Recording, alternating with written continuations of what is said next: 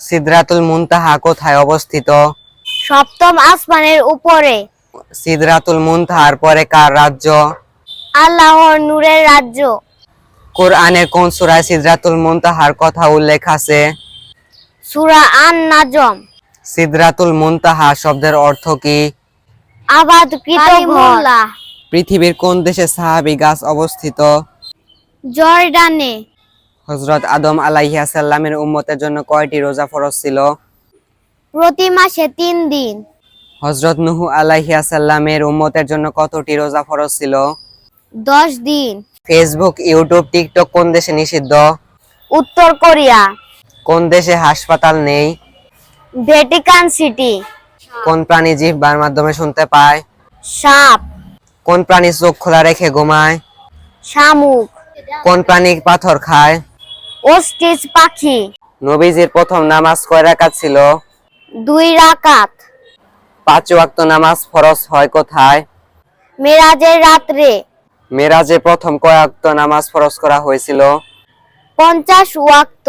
মেরাজ শব্দের অর্থ কি? উচ্চতায় ওঠা। কখন খাবার না খেলে মানুষের স্মৃতিশক্তি কমে যায়? সকালে।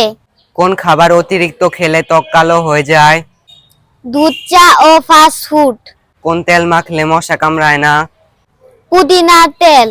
কোন দেশের মানুষ মাটি দিয়ে রুটি তৈরি করে খায়? হাইতি। অতিরিক্ত লিপস্টিক ব্যবহারে কোন মারাত্মক রোগ হতে পারে?